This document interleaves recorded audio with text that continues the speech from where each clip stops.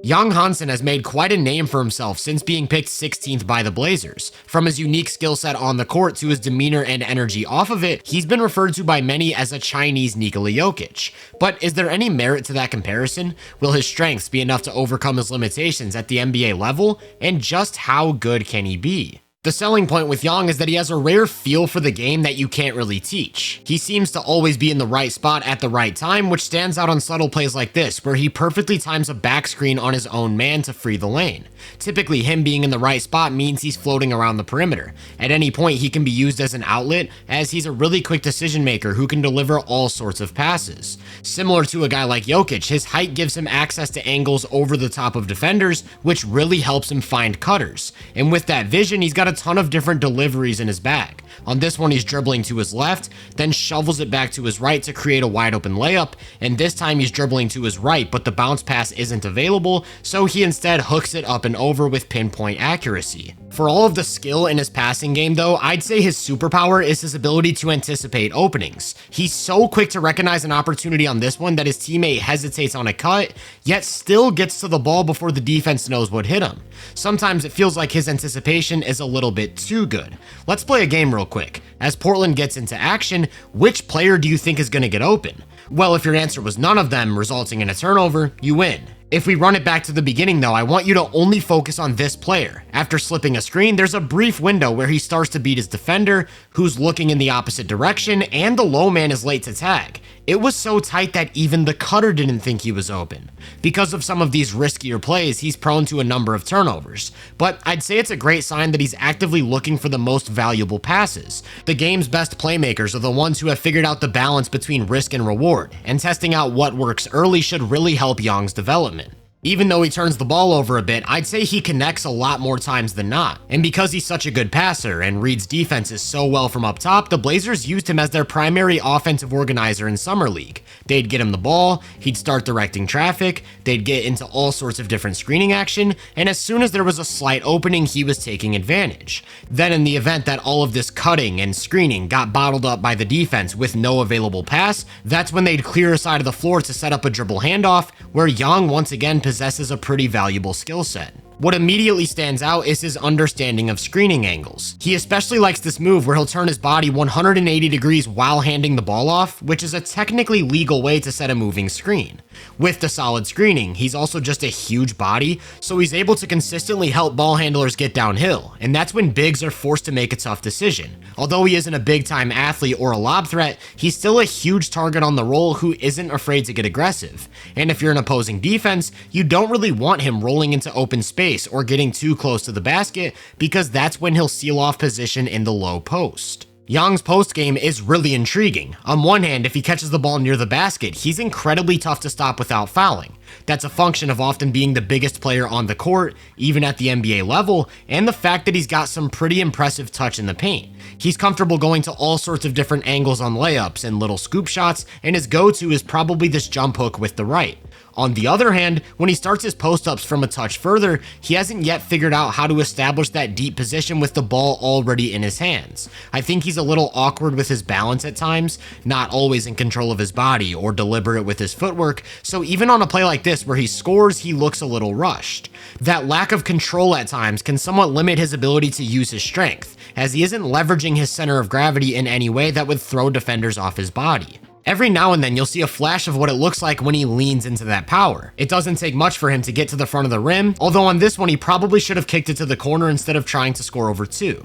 He's still figuring it out though. More times than not, it's those awkward looking possessions where he loses his balance and has to get to a much tougher shot, and I think you could make the argument that this is the single biggest swing skill in his game, because it could be the difference between being a cog in the system or a legitimate offensive focal point. If he becomes someone who demands help or even double teams in the post while already being such a good passer, that'd be enough for him to serve as a legitimate creator. Then, just like at the top of the key, the Blazers could start their offense with him in this pinch post position, where again he's not only a threat to find cutters, but to set up the two-man game. Real quick, I want to give a huge shout out to Bear Mattress for sponsoring this video. Head to bearmattress.com/hoopvenue and use my code hoopvenue to get 40% off your mattress. For me personally, Bear Mattress came in clutch because I've dealt with a few back injuries over the past few years that really started to impact my sleep. I needed a mattress with just the right amount of firmness to make sure I'd get enough rest to have energy for the gym, playing basketball, and of course producing content. Bear Mattress made the process so easy with their sleep quiz. All you have to do is answer a few questions about what you're looking for. I chose a full-size mattress, I prefer to sleep on my back, and I went for medium firmness to get a good balance. Then in a matter of less than 30 seconds, they helped me pick the mattress that was right for me.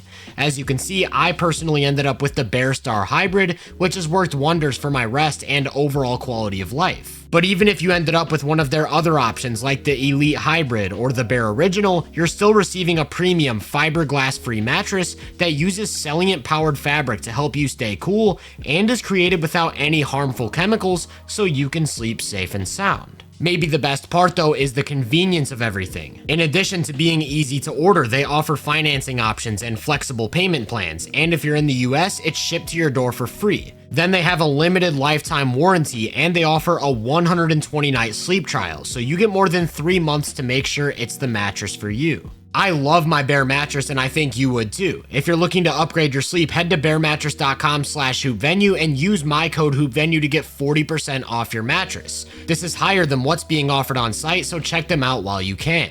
I want to take this conversation back a step to Yang's game as a screener, because another big swing skill for him could be whether or not he'll ever be able to pop out and hit the three. During his 2 professional seasons in China, he only attempted 79 total threes, or less than 1 a game, and hit them at just a 29% clip. This simply wasn't a point of emphasis for him at all, and the only shooting indicator we really have is his free throw percentage, which only sat at about 65%. With that said though, he came into Summer League making a deliberate effort to shoot threes whenever given the opportunity, and it's clear that the Blazers want that to be a part of his transition to the league. Like I said, there's not much information to go off of, so I'm just waiting and watching closely in regards to his development as a shooter. One thing that immediately stands out is that he's got slow mechanics, so he's really only comfortable shooting when he's on an island. But he's still relatively new to even looking for these shots, so it's not like this can't be fixed, and all it would take is a somewhat reliable three-point shot that the defense has to think about to open up so much more for him. Not only would he be a much more dynamic threat as a screener, he'd bring a ton of value as a floor spacer above the break. He'd also be more dangerous initiating offense from up top, as defenders wouldn't have the luxury of dropping back and playing the pass. And he'd unlock a few more avenues he could go to as a scorer, such as running off of screens like a supersized wing. This aspect of his game is really fascinating to me, because the Blazers already had him playing off of screens in Summer League, and while he may not be a huge threat to shoot yet, he can put the ball down and attack open space as a driver. Much like the post game, this is still pretty raw, as he's got the length and ball handling ability to carve out space, but he isn't yet comfortable using his strength to initiate contact. Another problem he has at times could be related to the body control I mentioned earlier, and that's that he tends to only play at 1 speed, which means rushing into awkward finishes around the basket. Take a look at this play from Jokic. When he drives left, he beats Hartenstein's hip and knows that his momentum is going to be carrying him towards the baseline. So when he gets to the front of the restricted area, he slams the brakes, creating separation for a floater. Yang has the ability to get by a defender's hip and the touch to hit those floaters, but lacks the deceleration step to remain in control and comfortably set them up. Still though, you can see the flashes of what his attack could look like with some more advanced driving. How many 7'1" players do you know who are capable of handling out of the pick and roll, spinning around help, and shedding a second defender on their way to the rim?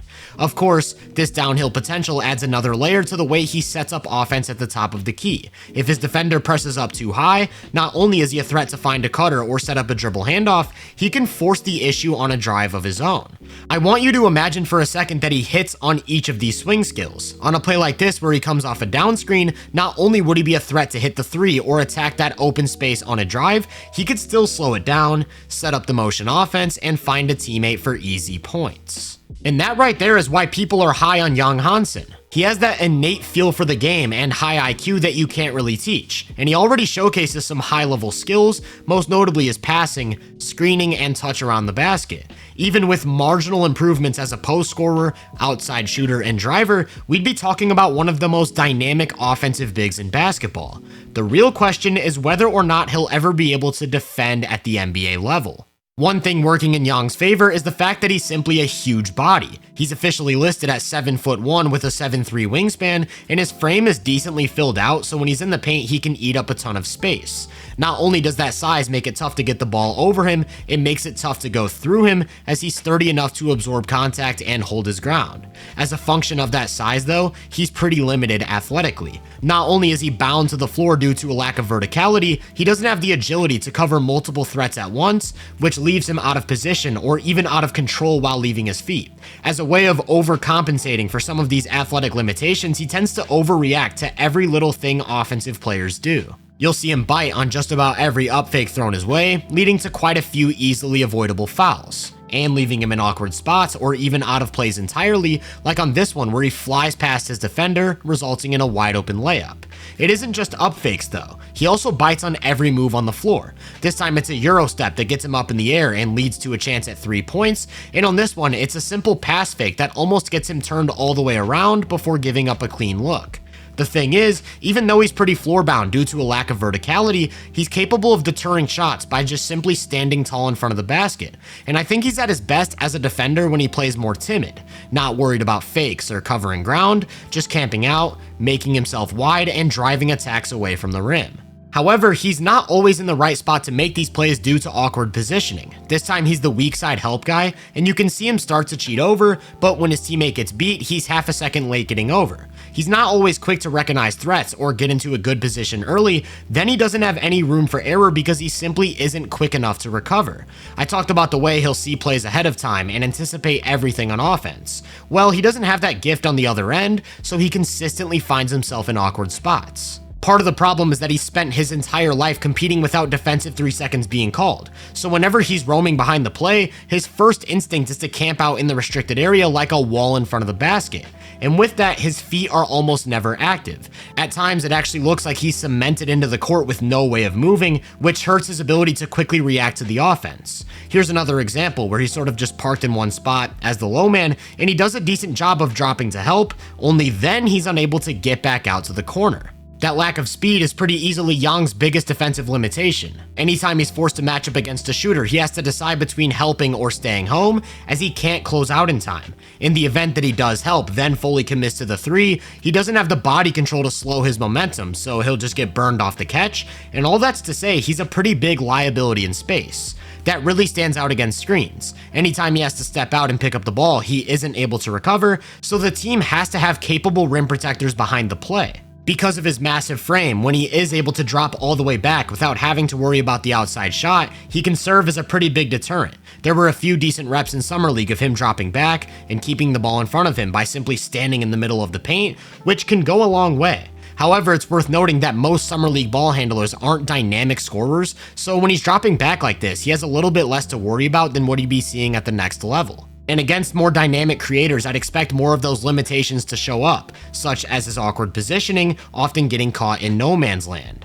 Something else he struggles with in drop is basic technique. His positioning on this play is actually pretty good, but instead of backpedaling, he immediately opens up his hips to the middle of the floor, allowing the guard to easily get his feet in the paint. However, you do see those flashes. This is a pretty good rep where he both positions himself well and backpedals to protect the paint, resulting in a long 2. The problem is that even if he gets really good at drop, he's confined to that one coverage. With the way NBA offenses have evolved, we've seen that in order to make it deep in the playoffs, you have to be able to throw out different looks. That could mean getting weird with matchups, that could mean putting 2 on the ball, that could mean switching across the board, and Yang always being reliant on drop coverage could be a long-term limitation. He simply doesn't move well enough laterally to switch onto quicker players. That makes him a vulnerable matchup to attack, and again requires that other rim protectors are on the floor to help. With all of that said though, when he doesn't have to worry about the jumper and can sit back on his man with a cushion of space, he really isn't a bad man defender. You'll often see him get real low in a wide stance to clog the lane, and he reads driving angles fairly well, which helps him use his size. So who knows, maybe with some more lower body strength and flexibility training, he can get a bit lighter on his feet, enabling him to do a little more on the perimeter. As things currently stand, the lack of agility is a serious concern. Not just because he's vulnerable to being put in the primary action and attacked, but because he doesn't make up for it with high-level rim protection and will very likely enter the league as a serious defensive liability. I don't want to make it sound like he's beyond saving though. Like I said, there are some good reps, and his size gives him a somewhat respectable floor. It's also worth noting that the environment he's in is one of the best possible situations for a flawed defensive big. Toumani Camara is already one of the best defensive wings in the league, and he can do a little bit of everything, whether that's picking up at the point of attack, switching onto multiple positions, or offering secondary rim protection. When Matisse Thybulle's healthy, he's another high-level perimeter defender who can stay glued to shooters or ball handlers around screens, and they picked up Drew Holiday in the offseason, who isn't quite in his prime anymore but remains a high-level defensive guard. That's three great options who not only make life tough for perimeter players, they allow their bigs to stay back in a deeper drop, which is what I'd expect to see from both young and sophomore Donovan Clingan. I also wouldn't be surprised to see some double big units, running Young alongside Robert Williams III for more help behind the play, and Jeremy Grant's another big forward who offers some nice rim protection, so Young should consistently find himself in groups that help mitigate his weaknesses. So where does that leave him as a player right now, and what does it mean for his future? Well, as things currently stand, he seems like somewhat of a specialist as a backup big throughout the course of a season. He can come into a game, organize the offense, unlock movement, and help elevate Portland's wings, but he's too flawed defensively to demand the minutes of a starter, and I have a tough time seeing him as someone getting serious playoff burn. Long term though, you can see the makings of a pretty special big man if he weeds out some of these issues. He's already got a few superpowers like his feel for the game and IQ, as well as his passing, screening, and touch around the basket. But he's also got a few major weaknesses like his lack of verticality, lack of agility, positioning and help, and potentially his outside shooting. He won't ever just transform as an athlete, but there are technical aspects of his defense that could make or break his development, such as improving his activity and positioning around the basket, not biting on fakes, and improving his footwork. Then on offense, I already mentioned that just marginal improvements to his post shot creation, outside shooting, and driving could make him one of the game's best offensive bigs. Will these skills ever actualize? And if they do, is his ceiling that of an all-star or potentially even more? Only time will tell. Keep in mind he's only 20 years old and is making quite the adjustment to NBA basketball. All things considered, whether or not you're high on Young's game, whether or not you think he's a Chinese Nikola Jokic, I'm sure we could all agree that he's one of the most intriguing prospects from the 2025 draft.